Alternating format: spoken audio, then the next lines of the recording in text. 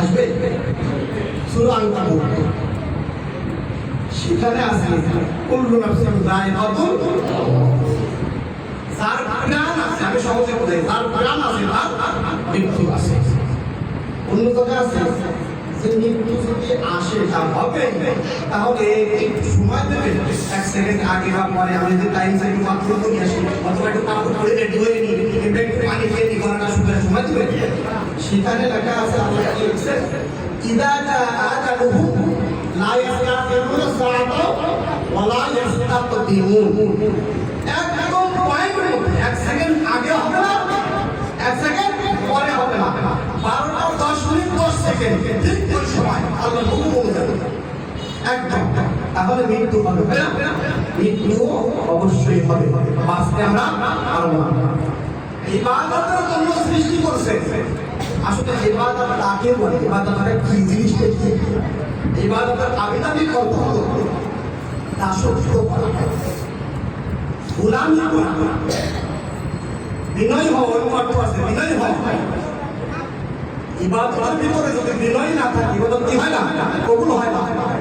আজ ঈশার নামাজ যে যত বিনয়ের সাথে পড়ছে, তার ঈশার নামাজটা কত সুন্দর হয়েছে এবং তার ঈশার নামাজটা কত দ্রুত কবুল হয়েছে।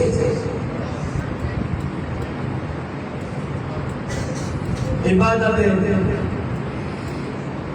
পারিভাষিক কথা, আমি যে সমস্ত কাজ গোপনে করি প্রকাশ্যে করি, আমি যে সমস্ত কথা গোপনে বলি প্রকাশ্যে বলি, আল্লাহর সন্তুষ্ট অনুযায়ী, আল্লাহর খুশি অনুযায়ী বলাই হলো ইবাদত।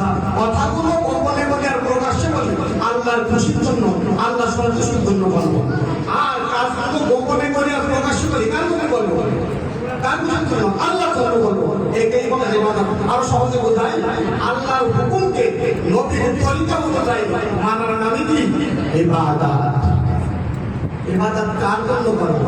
অনেক কথা আছে, ইবাদত কার জন্য করবো? আমি যদি ইবাদত করি তার জন্য করি, কবুল হবে কি?